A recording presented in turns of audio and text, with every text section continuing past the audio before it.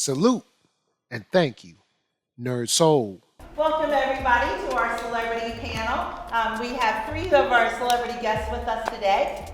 Ben Stegmair, I never say your name correctly. Nia Celeste and Celeste Perez, all voiceover actors, and weirdly, sometimes they never know each other even when they're on the same shows, but these guys have been working together for a long time, so they know each other very well. And they are going to be interviewed today by Madame Leota. So there we go. Yeah! Alrighty, hello everybody. Can everybody hear me? Yes. Fantastic. It's so great to be here with you guys. Thank you so much for coming to do our panel. Of course. My very first question to you guys is, what made you get into voice acting? Do we want to rock, paper, scissors on who does this? Do we want to Celeste. Well, I got into it because I had been doing theater since I was a kid, and I studied it in school. And then when I moved back to my hometown, Dallas, Texas, I started doing a lot of theater there, and then I ended up meeting a lot of directors who also do a lot of Shakespeare. There's like a Shakespeare anime crossover in Dallas, and yeah, I started doing it there. But you know, I grew up watching Nickelodeon and Cartoon Network, and that was a really big influence for me. I have always wanted to do this ever since I was a baby. So I kind of got my head in the game a little bit too early, but early. I wanted to be an actor, like on stage, like musical theater. I thought that would make me a lot of money, and that was a lie. That was just a mistake, and now I have a failure of a degree. But I got into acting. Eventually I got stage fright, which sucked, but then I kind of remembered that like people do anime. I rewatched the same anime series, which was Lucky Star, and I kind of just forgot that like, oh yeah, you can just do this, whatever this is. I tried doing research, but I was like 12 and was bad with the internet, so I just kind of asked my mom, hey mom, isn't Funimation like 15 minutes away from our house? Can we go? And she said, no, that's breaking and entering. So I did it anyways, but with a job this time. Well, I did it with a completely non-crime way. But really, I, like Celeste, I got in touch with directors. I took a lot of classes. If any of them had any positive notes for me, I made my way to like worm into their brains and not forget my name. And apparently that did pretty good. I'd say that did pretty good. Yeah. I'm here. Yeah, I joined theater in middle school to become a voice actor. So that was the whole point. And I lost my way a little bit, and I became so invested into theater, and I kind of dropped off anime, but then I gained it back after reading Vinland Saga, and I became in love with everything, and I read an absurd amount of manga. Yeah, I was a professional actor in Dallas for 4 years, trying to break into Crunchyroll and anime voiceover, and eventually it worked out by meeting the right people and acting with the right people and taking the right classes, and being ready when it came time to perform. But yeah, and it's worked out, and I just recently started directing at Crunchyroll too. So it's like, yeah, it's good. Yeah, it's not bad. I'm an AD now. How did you? I see Nia in the green room, and she. Whatever. I kind of just forget who. Now, go ahead. I forget who literally everyone is in the moment. Right. Until I go home and I was like, oh shoot, that was Ben, wasn't it? Yeah. Oh God, I'm a horrible person. Yeah, Ben is here every day, like all day, every day. What is he doing This here? like weird homeless man has been standing walking around like all the computers and Yeah. messing around with the tech and telling me what to do and doing his job. Yeah, I weird. think he knows me. Yeah, I don't know. Alrighty, well, thank you guys. So my next question for you is, do you have a favorite or least favorite character that you like to do the voice for? Least favorite? I That's know, crazy. yeah. Oh, that's a toss-up. I'm scared. I'll start for this one. My obvious favorite is Iharu Furuhashi in Kaiju number 8. I mean, he's the only character that I really feel like I can go anywhere and do anything with, and it still remains like real for that character. He's so bombastic, he's so big, he talks through the teeth all the time, which I absolutely love. So yeah, he's my favorite, and I don't have a least favorite character. Okay. Yeah. All right, buddy. All of them are good. Sounds fake, but all right. Hey, blink twice if you're lying.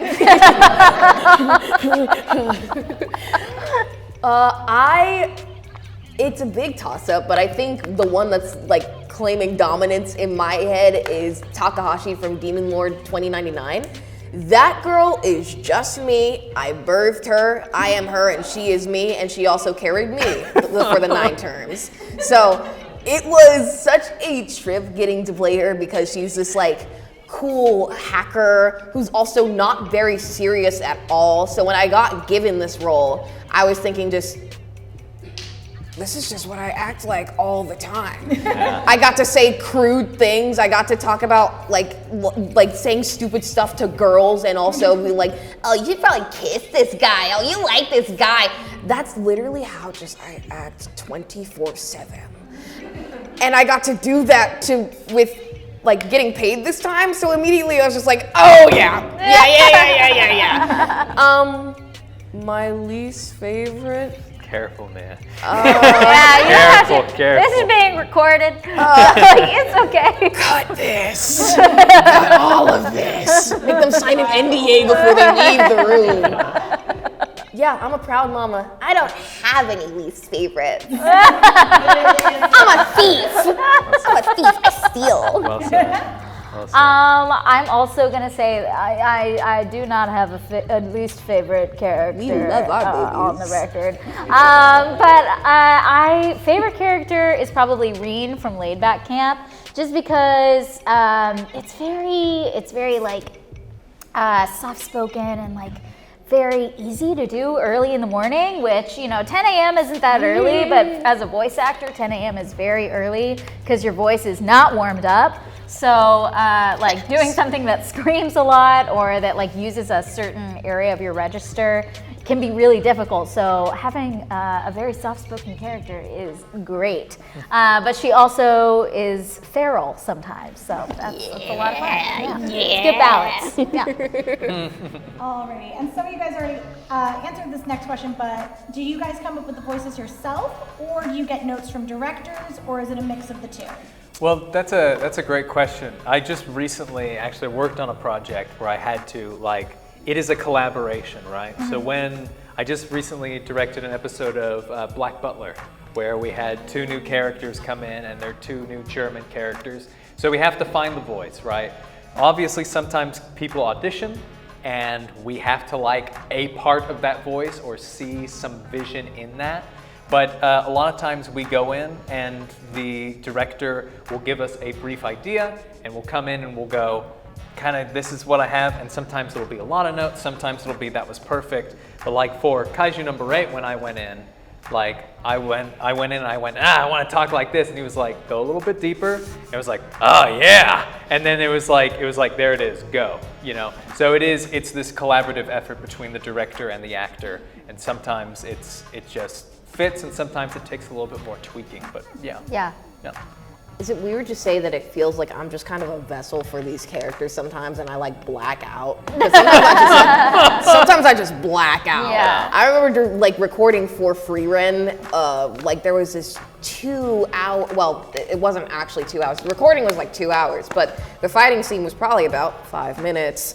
And just recording over and over. It was my first ever dynamic type of you actually have to give commands and say this, make it sound like you're actually powerful and domineering. I don't know what I did. I don't remember what I did, but I have evidence of that now, so maybe it's good, I don't know. Other than that, to back off of Ben over here, it's kind of like a mix, depending on the character that I get. If it's someone like Takahashi, if it's someone that I can totally vibe with, in my head immediately I'm like, oh, I can totally do this. Usually when I get the character, I immediately start headcanoning them in my head and then turning them into my own to give them a little bit of piece of me so that they never leave and they can never ever leave. I make little playlists for them that I can listen on the way to work. Or I just make little text posts in my head that I'm like, that sounds like something she would say, or that sounds like something that they would do. That seems pretty funny. A lot of weird little things that help my freaky mind. Yeah, and also I would say like the seiyuu, the Japanese voice actors do, we do want to pay homage to their incredible performances, and so often like that will be a big inspiration for how we dive into a character, is paying homage to the work that they're doing too. Yeah. Alrighty, and then where do you guys record, and do you guys ever record together? We record at Crunchyroll, which is in Cabell, Texas. But and some people record remotely, but it's not as much of a thing these days. And I guess the only time that we ever record together would be if we were doing a Walla session. Walla is basically like if you see a scene that's on a street, or if there's a crowd and they're all like running away, in a My Hero Academia episode, or something like that, or if there's a party scene and you hear a lot of people chattering or yelling. That's called Walla, and it's done with a group of like 5 people standing in a room together, sometimes improvising, sometimes they're not improvising, and they're just doing multiple rounds of just talking or screaming. Yeah, Celeste and I did Walla for the most recent My Hero Academia movie. Yeah. So when you see the audience like the buildings are falling on them and screaming, that's me and Celeste. Yeah. Screaming in the background there. So yeah. Awesome. Alrighty, thank you guys. I feel like I learned a lot. Do you guys feel like you learned a lot today? Yes. Thank you. I have one last question, if you don't mind. Do you guys have a dream role that you would ever love to play? Careful, Nia. Careful again. I'm kidding. Yes, sir. Go ahead. I don't know. I mean, part of me just like the dream is to have an original character that is something brand new, and I haven't even conceived of it yet. But I would also really like to be, if there was ever like a Powerpuff Girls anime or something, I would like Kill to be Buttercup. That would be You should use some bubbles. You know what? probably the I'm blue. reserving bubbles for Jalitza Delgado. Yes. Yeah, that specifically, I would want it to be Jalitza as Bubbles, me as Buttercup, and I don't know who would play Blossom. Marissa Duran. Yeah, but Marissa. I just threw that out. Don't listen to me. Don't listen to me. Don't listen to me. I feel like if it were us 3, then Marissa would play Buttercup, and I would play Blossom, but just because of our range, but. And Ben And I will don't be want the to mayor. Yeah. And Ben will be the sexy assistant with the red hair. Who's the monkey guy? That's Mojo Don't act like I would be Mojo Jojo. Guys, let's put it together. Let's make it work. Yeah. Yeah. Make We'll it get happen. your people in touch with my people Yeah. in touch with his people. But now I'd like to open it up to the audience if we can. Does anybody in our audience have any questions for our amazing actors up here? Oh, right up at the front. Where do y'all mostly record it at home or on location? Most of the time we record on location, right? Especially for people like us who live in Dallas. Crunchyroll is pretty particular about who they let work at home, because we want it all to sound somewhat the same, right? So if we have somebody having a different microphone or the same microphone in a different space, it might sound a little bit different. That's why a lot of the anime that we did in 2020, when people were recording from home, we had to re-record, because if you go back and watch those original episodes, sometimes some people sound like they're actually in a closet, and sometimes people actually sound like they are actually in a voiceover booth. So we want to make sure it's nice and consistent, so we bring in a lot of people. But we also work with some other studios, like we work with a studio called Dave and Dave in LA, and that's how we get our LA talent to call in. And we get a whole bunch of different studios to help work with us, so we like to stay consistent with that. Yeah. Fantastic. We got some more in the audience over here. I like your hair. Yeah. It's super cool. What was each of you guys' first roles, and how did you do the first time? My first role was in a movie called, well, my first like named role in Crunchyroll was in this movie called Psychopath Providence, which was a huge movie. I've been a Psychopaths fan for years, and I was at like a bar doing like a pub crawl for Shakespeare Dallas, and Caitlin Glass, who plays Mina in My Hero Academia, and she's the lead in Oron High School Host Club. Yeah, she's a mentor of mine, or eventually became a mentor, and she just came up to me and was like, "Hey, you're cast in this movie." I was like, "Okay, cool." I was like, "Holy moly!" And it was, I could not tell you how nervous I was watching that in theaters. Like seeing my first named role on the big screen in a character of someone important. I was very nervous, but yeah, very thankful for it. What about yours? First of all, I love how you looked to me at the Oron, like you knew how Yeah, I was like, Nia knows You were Oron. like, what's that one freaky show where all the freaks flock to? The freaks. And I go, Oron High School Host Club. No. Yeah, you freak. I knew exactly you knew.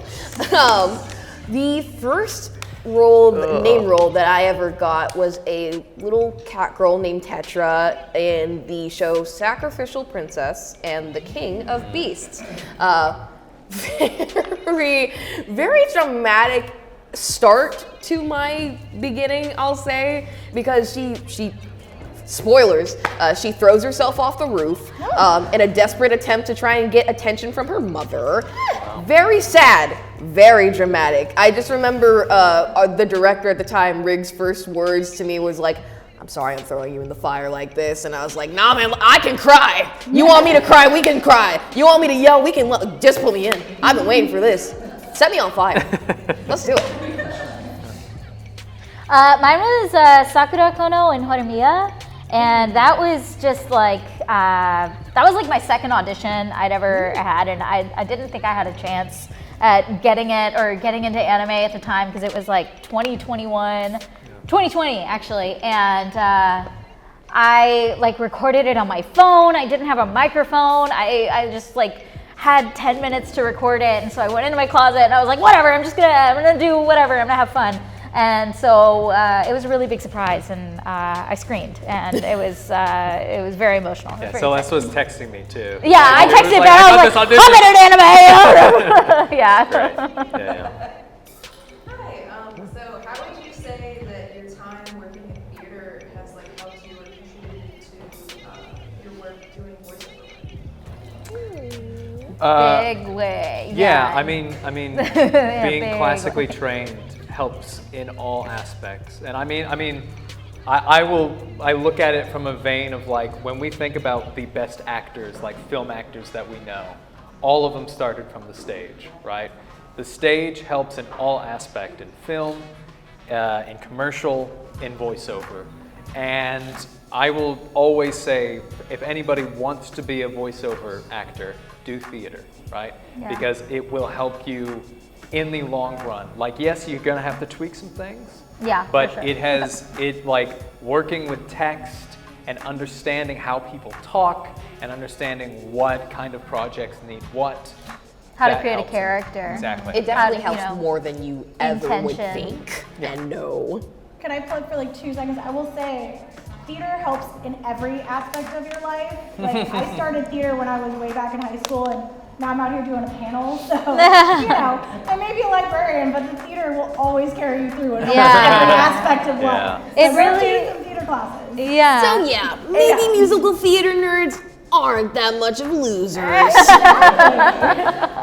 that was a little Checkmate. late plug. It really helps with like, because something that is also important in voiceover is conveying like the physicality of your character, you know, like you don't want to just like every line be delivered like your character's just standing still, you know? Yeah, and so like figuring out how does your voice change depending on like, are you crouched, are you running, are you like looking over your shoulder, you know, or talking to someone really far away, how's that going to affect your voice? That's a really big, I would say the only thing that being a theater actor that has really been a struggle as a voice actor is I I feel like I really struggle with like obeying the punctuation in a yeah. script, whereas like in voiceover, punctuation, all the rules you think, everything you think you know about punctuation is wrong, and yeah. Oh, it's funny that you asked, like, do we move around? Yes. Yes. And when I'm directing, you can see who is classically trained and who isn't by who's moving,